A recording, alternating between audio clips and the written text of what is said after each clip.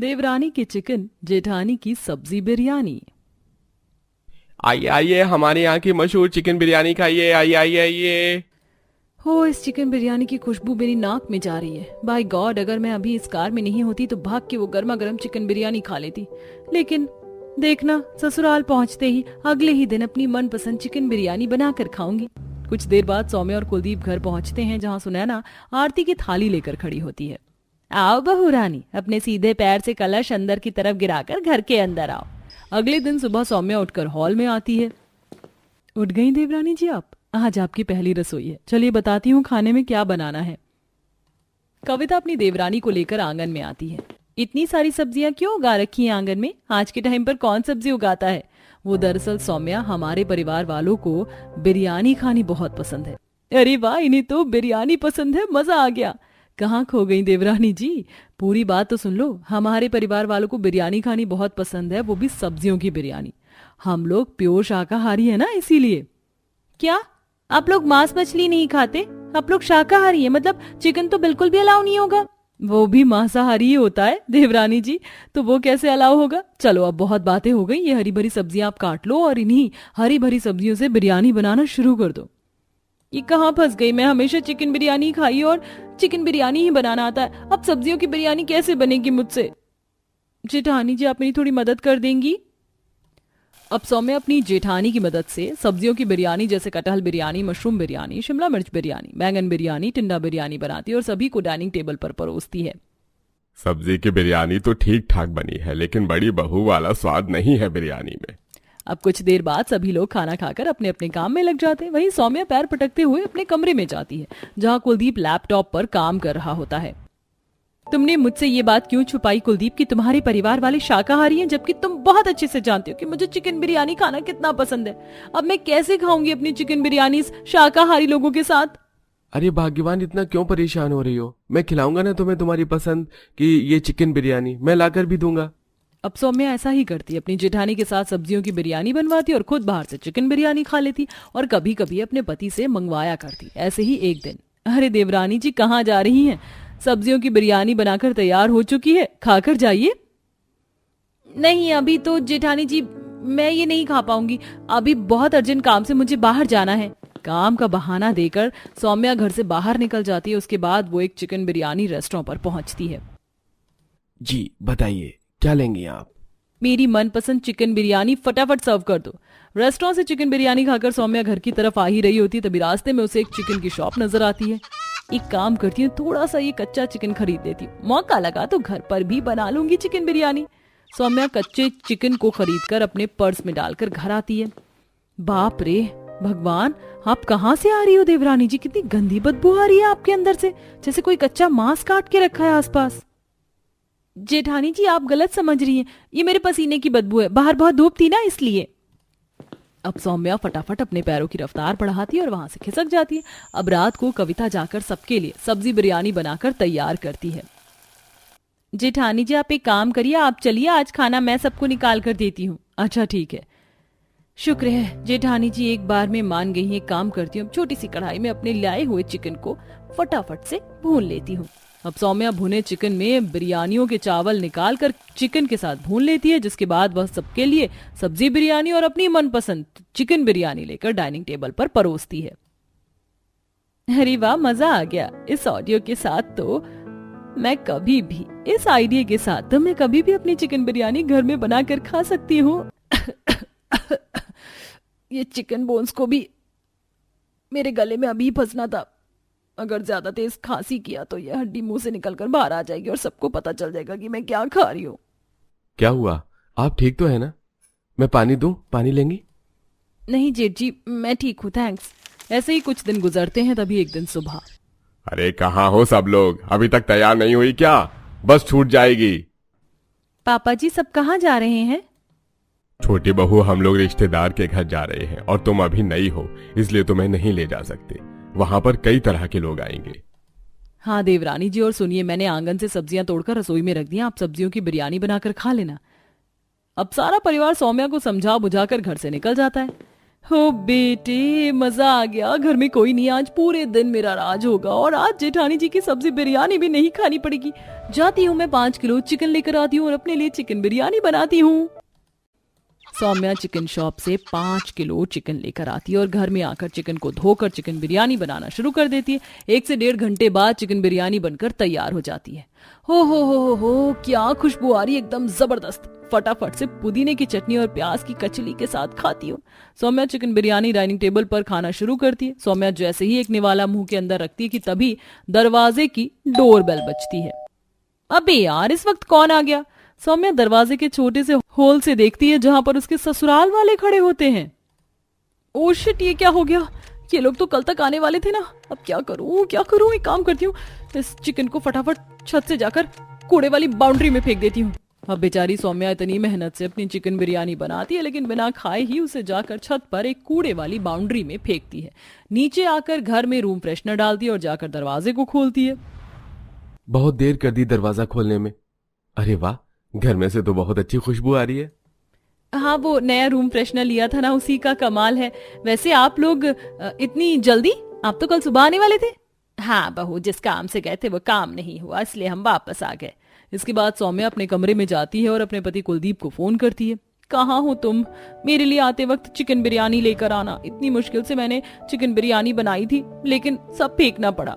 और अब जेठानी जी अपनी सब्जियों की बिरयानी बना रही है, जो मुझे जरा भी पसंद नहीं। ठीक है बाबा, मैं ले आऊंगा, लेकिन तुम भी थोड़ा तो कंट्रोल किया करो। जिस दिन मम्मी को पता चल गया ना, हम दोनों घर से बाहर होंगे। चुप करो और सुनो, थोड़ा कच्चा चिकन भी लेकर आना, मैं छुपाकर अपने लिए चिकन बिरयानी बना लूंगी। अब कुलदीप अपनी पत्नी के लिए एक ढाबे से चिकन बिरयानी और चिकन शॉप से चिकन खरीद के अपने बैग में रख लेता और घर आते ही सौम्या के हाथ में दे देता है। फिर सौम्या कमरे में बैठकर अपनी मनपसंद चिकन बिरयानी खाती है। अगले दिन सुबह जेठानी जी को आने में अभी बहुत समय है। रसोई में एक काम करती हूँ, फटाफट अपनी चिकन बिरयानी बनाकर एक कपड़े से ढक देती हूँ और रूम फ्रेशनर छिड़क देती हूँ रसोई में। सौम्या चिकन बिरयानी बनाकर उसे कपड़े से ढककर साइड में रखकर चली जाती है। कुछ देर बाद कविता वहां आती है और वो भी सब्जियों की बिरयानी बनाकर रखकर वहां से चली जाती है। तभी रसोई की तरफ से रघु और कुलदीप गुजर रहे होते हैं। देखना भैया, कैसे इन दोनों ने खाने को खुला रखा हुआ है। मक्खियां भी भिनभिना रही हैं इनके ऊपर। एक काम करते हैं, कपड़े से ढक देते हैं। हाँ, अब सही किया, ढक दिया। चलो चलते हैं। कुछ देर बाद वहां पर कविता आती है और ढके हुए दोनों खाने पर सिमिलर कपड़े को देखकर वो कंफ्यूज हो जाती है और चिकन बिरयानी उठाकर ही सबको डाइनिंग टेबल पर परोस देती है। अरे भाई, क्या बात है, आज तो सब्जी बिरयानी कुछ ज्यादा ही स्वादिष्ट और लजीज बनी है। हाँ? सभी लोग स्वाद ले लेकर चिकन बिरयानी ही खा रहे होते हैं कि तभी उनके मुंह में हड्डियां आनी शुरू होती हैं। तू हे भगवान, राम राम राम, बहू तूने हमें मांसाहारी बिरयानी बनाकर खिलाया है। पर मैंने तो सब्जी बिरयानी बनाई थी माँ जी। सौम्या, तुम कुछ कहना चाहोगी इस बारे में? छोटी बहू क्या कहेगी? उस बेचारी को क्या पता, उसे तो बनाना ही नहीं आता बिरयानी। नहीं माँ जी, ऐसा नहीं है।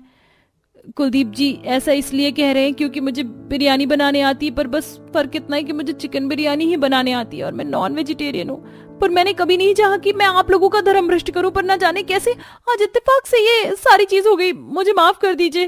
देवरानी जी, आप मांस खाती हैं? रुको सौम्या, माँ सौम्या को कुछ कहने से पहले आप मेरी भी सुनिए। गलती सौम्या की नहीं, मेरी है, जो मैंने उसे नहीं बताया कि मेरी फैमिली वेजिटेरियन है। लेकिन उसने तो हमेशा कोशिश की कि वो अपनी इच्छाओं के कारण आप लोगों के धर्म के बीच में ना आए। इसलिए सौम्या की तरफ से मैं माफी मांगता हूँ। ठीक है बेटा, मैं समझ सकती हूँ और कहीं ना कहीं मेरी भी गलती है जो मैंने ध्यान नहीं दिया अपनी छोटी बहू के ऊपर कि उसे क्या पसंद है क्या नहीं, और ना जाने कितनी मुश्किलों का सामना भी उसने किया होगा अपनी मनपसंद चीजों को खाने के लिए। लेकिन आज मैं ये फैसला करती हूँ कि तुम दोनों, देवरानी जेठानी का किचन अलग होगा, जिसमें जेठानी अपनी सब्जी और देवरानी अपनी चिकन बिरयानी बनाकर खाया करेगी। अब रसोई अलग होने के बाद दोनों ही देवरानी जेठानी अपनी मनपसंद बिरयानी बनाकर खाया करती थी और कभी कभी ससुराल वाले भी सौम्या की चिकन बिरयानी तो कभी कविता की सब्जी बिरयानी का आनंद लेते थे। माँ तुम आ गई, बैठो मैं चाय बनाती हूँ। मतलब कि तूने अभी तक खुद भी चाय बनाकर नहीं पी? अरे पढ़ने में इतना भी क्या मगन हो जाती है? और तेरे 12वीं के इम्तिहान तो हो गए हैं, अब क्या पढ़ रही है? माँ तुम्हें मेरा ख्वाब का तो पता ही है। मेरा एक अरमान है, मैं जल सेना में जाना चाहती हूँ, उसकी परीक्षा देने की तैयारी कर रही हूँ।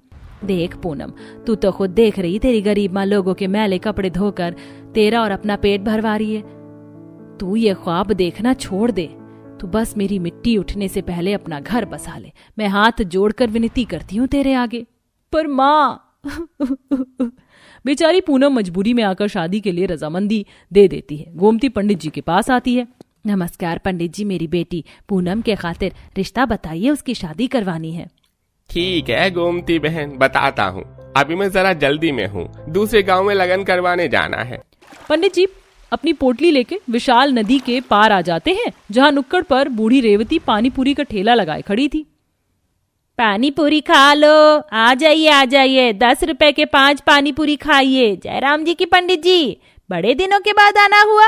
जयराम जी की रेवती बहन, वो मैं किसी के यहाँ शादी करवाने आया हूँ। पंडित जी मेरे माधव के खातिर भी कोई लड़की बताइए, हमें दहेज नहीं लेना, केवल घर की लक्ष्मी चाहिए जो आकर मेरा घर सहेज दे। अरे ये तो वही बात हो गई रेवती बहन, बगल में छोरा शहर में ढिंढोरा। मेरे गांव में है एक लड़की, बड़ी संस्कारी और सुलझी हुई है, मैं बात चलाता हूँ। पंडित जी दोनों परिवार में रिश्ता करवाते हैं। पूनम अपने ख्वाब को पीछे छोड़कर टूटे मन से शादी कर लेती है और नाव में विदा होकर नदी के पार ससुराल आ जाती है। आओ पूनम बहू, इस छोटे से संसार में तुम्हारा स्वागत है। धन्यवाद माँ जी।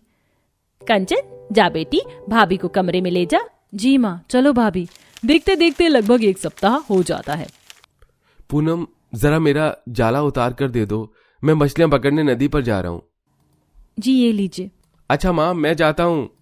अच्छा ठीक है माधव बेटा। भाभी आइए ना, हमारे साथ बैठकर पानी पूरी बनवाइए। ठीक है ननद जी। कंचन आ बेटी, तू पूरियां छान दे, तेरी भाभी बेल देंगी, तब तक मैं गोलगप्पों का पानी बना लेती हूँ। माँ जी लाइए, मैं तल देती हूँ पूरियां। तभी पूरी तलते वक्त गरम तेल के छींटे से पूनम का हाथ पैर जल जाता है। माँ! अरे बहू तो ठीक है, तेरा ध्यान कहाँ था? बहू मैं देख रही हूँ जब से तू शादी करके आई है, खोई खोई सी रहती है। क्या तू इस शादी से खुश नहीं थी? तभी पड़ोसन शारदा हाथों में लड्डू का डब्बा लेकर आकर कहती है, ये लो रेवती, मुंह मीठा करो, मेरी बेटी की शादी पक्की हो गई है। लड़का नेवी में है, वो अभी कैप्टन है। 10 लाख रुपए तो कैश दे रहे। आखिरकार मेरा होने वाला दामाद शिप चलाता है, समुद्र में तुम्हारे बेटे की तरह मछुआरा थोड़ी है। आंटी जी, माना कि मेरे पति मछुआरे हैं लेकिन मेहनत से कमाते हैं। ये लीजिए आपके लड्डू, आप जा सकती हैं। हाँ जा रही हूँ। अच्छा सबक सिखाया आपने भाभी, बहुत ऐंठ में रहती है ये। माँ जी मैं आपसे अपने मन की इच्छा बताना चाहती हूँ। शादी से पहले मैं शिप की कैप्टन बनना चाहती थी, मगर गरीबी के चलते मेरा सपना अधूरा रह गया।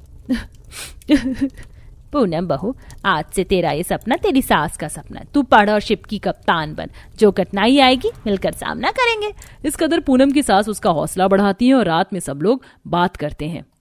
माँ मैंने सोचा है, मैं जो पैसे मछली बेचकर कमाऊंगा उससे हम घर का खर्चा चला लेंगे, और पानी पूरी बेचकर मैं जो कमाऊंगी उससे बहू की पढ़ाई में लगाएंगे।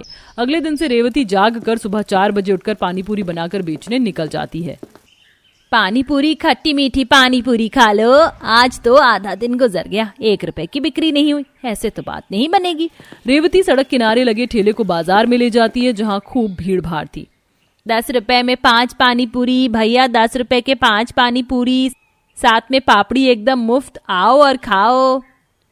रेवती की पानी पूरी इतनी स्वादिष्ट थी कि खूब सारे लोग खरीद कर खाते हैं। बहुत ही स्वादिष्ट और सबसे सस्ती पानी पूरी बेच रही हो तुम अम्मा। 50 रुपए की पानी पूरी पैक कर दो। बहुत ही स्वादिष्ट और सबसे सस्ती पानी पूरी बेच रही हो तुम अम्मा, 50 रुपए की पानी पूरी पैक कर दो। हाँ बेटी अभी देती हूँ। तभी एकदम से पुलिस वाला आता है और उसे जोर से लाठी मारता है। अरे ओ गरीब बुढ़िया, चल हट यहाँ से, हटा ठेला यहाँ से। बिना परमिशन के ठेला लगाया कैसे तूने? बस 2 मिनट दीजिए दरोगा बाबू, हटा लूंगी ठेला। इतने में पुलिस वाला उसे सर पर मार देता है, जिससे बेचारी के खून आ जाता है। रेवती घर आ जाती है। ये लो पूनम बहू तुम्हारी किताबों के पैसे, कल जाकर किताब खरीद लाना। माँ जी आपके सर पर इतनी गंभीर चोट कैसे आई? अरे बहू वो रास्ते में थोड़ी फिसलन थी तो फिर गिर गई थी। माँ जी झूठ मत बोलिए, ये गिरने का चोट का निशान नहीं है, किसी ने आपको मारा है। रेवती रोते हुए सब कुछ बताती है, जिस पर पूनम फूट फूट कर रोने लगती है। माँ जी मैं शिप की कप्तान बनना चाहती हूँ, लेकिन इस कदर नहीं, मुझसे नहीं होगा। बहू मेरी बात ध्यान से सुनो, अभी थोड़े वक्त का कष्ट सह लेना, आने वाले वक्त में हमें तू खुशी देगी। जब तू कप्तान बन जाएगी तो ये हालत और ये दुख भी मिट जाएंगे। अपनी गरीब सास की हौसला बढ़ाने पर पूनम रात भर जाग कर लालटेन में पढ़ाई करके नेट की परीक्षा देती है, जिसमें वो पास हो जाती है। देखा बहू तूने, अपनी लगन मेहनत से पहली सीढ़ी पार कर ली। हाँ माँ जी, लेकिन माँ जी अब मुझे समुद्र में शिप चलने का ट्रेनिंग भी करना होगा और उसका खर्चा लाखों रुपए का है, कैसे पूरा होगा? तो चिंता मत कर, वो विधाता बेड़ा पार लगाएगा, सब होगा। अच्छा, मैं मछली पकड़ने जा रहा हूँ। माधव जी जरा रुकिए, मैं भी आपके साथ चलती हूँ, कपड़े धोने हैं। कुछ देर में पूनम माधव के साथ नदी किनारे आ जाती है, जो कि एक बड़े समुद्र को भी जोड़ती थी। माधव जी, ये आवाज कहाँ से आ रही, जैसे कोई शिप चल रहा है? हाँ, वो दरअसल नदी के थोड़ी दूर पर समंदर लगता है। वहाँ पर जल सेना के लोग शिप चलाने की ट्रेनिंग सीखते हैं। अच्छा, मेरी बड़ी इच्छा थी देखने की, आप दिखाएंगे? माधव पूनम को समुद्र के पास ले जाता है, जहाँ जलसेना की सफेद वर्दी में कुछ आदमी शिप चला रहे थे और शिप का कैप्टन उन्हें कंट्रोल कर रहे थे। तभी एकदम से समुद्र के अंदर तेज तूफान आता है, जिससे शिप बेकाबू होने लगती है। कैप्टन विक्रम, संभाल कर चलाओ, don't lose your patience. Madhav ji, आप मुझे शिप के पास लेके चलिए। थोड़ी देर में दोनों नदी से शिप के पास आ जाते हैं और पूनम जहाज को समुद्र से नदी की तरफ मोड़ देती है। वेल डन, आपने ये कैसे किया? जल सेवा में होकर भी हमारा सेंस काम नहीं कर रहा था। सर, समुद्र के तेज बहाव की तुलना में नदी में कम घर्षण और डुबाव का खतरा कम होता है, इसीलिए मैंने शिप को इधर मोड़ दिया था। मैंने परीक्षा में पढ़ा था। Well done. वैसे आपका नाम क्या है? जी, मेरा नाम पूनम है और मैं भी आपकी तरह शिप की कैप्टन बनना चाहती हूँ सर, लेकिन इतनी हमारी हैसियत नहीं कि लाखों रुपए लगाकर ट्रेनिंग करूं। तभी दूसरा शिप चालक अंदर से निकल कर आता है। कैप्टन, मौसम विभाग से खबर आई है, अगले कुछ दिनों तक समंदर के हालात खराब रहेंगे, तो अगली अपडेट आने तक हमको यहीं रुकना पड़ेगा। सर, छोटा मुंह बड़ी बात पर जब तक आप गांव में ठहर रहे हैं, मुझे शिप चलाना सिखाएंगे? जी बिल्कुल, ये तो हमारा फर्ज है। जलसेना के नेवी सहकर्मी जैसे गरीब पूनम के लिए सुनहरा मौका लेकर आए थे। पूनम जी जान लगाकर कुछ ही दिनों में शिप चलाना सीख लेती और आखिर इम्तिहान भी पास कर लेती, जिसके बाद शिप के कैप्टन के रूप में उसका चयन होता है। वेल डन मिसेस पूनम, आपकी काबिलियत को देखकर हम आपको कैप्टन के पद के लिए चुनते हैं। Thank you so much sir, thank you so much, it's means a lot. Poonam आंखों में आंसू लिए अपने घर लौटकर एक खुशखबरी सबको सुनाती है और वो दिन भी आ जाता है जब पूनम सफेद वर्दी पहनती है। उसके कंधों पर सितारे चमचमाते हैं। देखकर डबडबाई आंखों से सांस विदा करती है। जाओ बहू, और दुनिया को बता दो कि एक गरीब पानी पूरी बेचने वाली सास की बहू भी शिप की कैप्टन बन सकती है। माँ जी, ये आपकी तपस्या का फल है जो मैं कैप्टन बन गई हूँ। मैं चलती हूँ। पूनम आशीर्वाद लेकर नौकरी के लिए चली जाती है और कुछ महीनों बाद जब वह लौट कर आती है तो पूरा गांव उसे फूलों की माला पहनाकर स्वागत करते हैं।